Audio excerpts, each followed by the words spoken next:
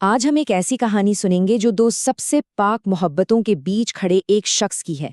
سوچئے، ایک طرف تھی پیغمبر سے ملنے کی زندگی بھر کی تڑپ اور دوسری طرف اپنی ماں کی خدمت کا فرض۔ یہ داستان ہے ایک ایسے امتحان کی جہاں ایک کو چننا مطلب دوسرے کو قربان کر دینا تھا۔ یہی سوال اس پوری کہانی کی، اس پوری داستان کی روح ہے۔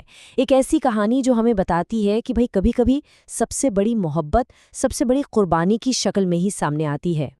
تو یہ کہانی ہمیں لے جاتی ہے یمن، جہاں ایک شخص رہتے تھے، نام تھا ان کا اویس القرنی۔ ان کے دل میں پیغمبر محمد صلی اللہ علیہ وسلم کے لیے ایک ایسی محبت تھی جس کی سچ میں کوئی انتہا نہیں تھی۔ اویس کی دنیا دیکھا جائے تو بہت سادہ تھی۔ وہ لوگوں کے اونٹ چراتے اور اس سے جو بھی کماتے، اس سے اپنی بوڑھی اور نابینا ماں کی خدمت کرتے تھے۔ ان کی پوری زندگی کے بس یہی دو سب سے بڑے مقصد تھے، رسول سے عشق اور ماں کی اطاعت۔ اور یہیں ان کی زندگی کی سب سے بڑی کشمکش تھی۔ ایک طرف پیغمبر کو دیکھنے کا وہ ارمان تھا جو ہر پل بڑھتا ہی جا رہا تھا، اور دوسری طرف ماں کی خدمت کا وہ فرض جسے وہ ایک پل کے لیے بھی چھوڑ نہیں سکتے تھے۔ یہ عشق اور اطاعت کے بیچ کا ایک زبردست امتحان تھا۔ اویس کی یہ تڑپ اور بے چینی دیکھ کر آخرکار ایک دن ان کی ماں کا دل پگھل گیا۔ انہوں نے اویس کو مدینہ جانے کی اجازت تو دے دی، لیکن ایک بہت بڑی شرط کے ساتھ۔ ماں نے کہا، جاؤ میرے لال، اپنے محبوب سے ملاؤ، لیکن میرا ایک قول یاد رکھنا، اگر وہ گھر پہ نہ ملے تو ایک پل بھی ان کا انتظار مت کرنا، فوراً واپس لوٹ آنا۔ اب یہ صرف ایک شرط نہیں تھی، یہ اویس کے عشق کا سب سے بڑا امتحان بننے والی تھی۔ ماں کی اجازت ملتے ہی اویس پیدل ہی یمن سے مدینہ کے لیے نکل پڑے۔ سوچئے ذرا، کئی 100 میل کا سفر، تپتی ہوئی ریت، ننگے پاؤں، اور دل میں بس ایک دیدار کی امید۔ اب ذرا اس منظر کی کلپنا کیجئے، ایک عاشق سالوں کی تڑپ کے بعد سینکڑوں میل کا سفر طے کر کے دھول میں سنا ہوا اپنے محبوب کے دروازے پر کھڑا ہے۔ دھڑکنیں تیز ہیں، سانسیں جیسے اٹکی ہوئی ہیں۔ انہوں نے کانپتے ہوئے ہاتھوں سے دروازے پر دستک دی۔ اندر سے آواز آئی، لیکن وہ آواز اور وہ جواب، وہ اویس کے پورے وجود کو ہلا دینے والا تھا۔ ان کی برسوں کی محبت، ان کی ساری امیدیں اسی دروازے پر آنسو بن کر بکھر گئیں۔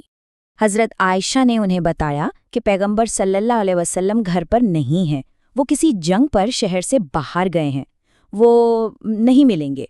اور بس اسی ایک پل میں سب کچھ سمٹ آیا تھا، وہ آخری امتحان۔ اویس کے سامنے 2 راستے تھے، ایک راستہ جو ان کی برسوں کی پوری زندگی کی حسرت پوری کر سکتا تھا۔ دل کہہ رہا تھا، رک جا، بس کچھ دیر اور، دیدار ہو جائے گا۔ اور دوسرا راستہ وہ تھا جو ماں سے کیے ہوئے وعدے کی طرف جاتا تھا۔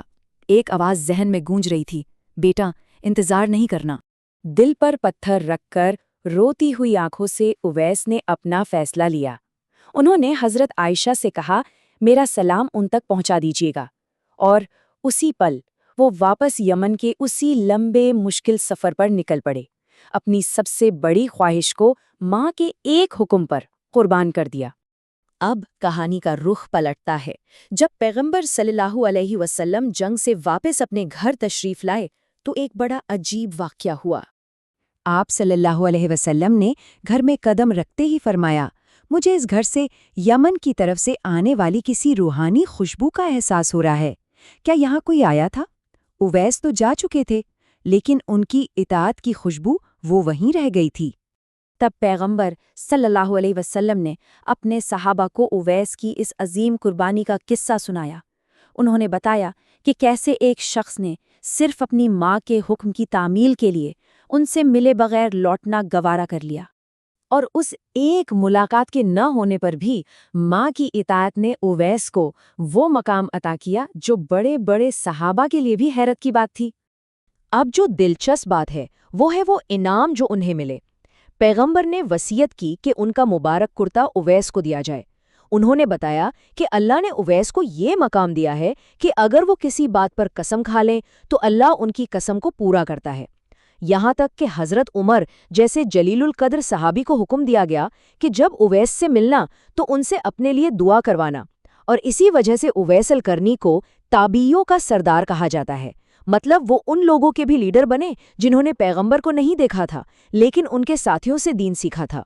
تو یہ کہانی ایک سوال ہمارے سامنے چھوڑ جاتی ہے، کیا سچی محبت کا مطلب ہمیشہ پا لینا ہی ہوتا ہے، یا کبھی کبھی اپنے فرض کے لیے اپنی سب سے بڑی خواہش کو چھوڑ دینا یہی محبت کی سب سے اونچی منزل ہے؟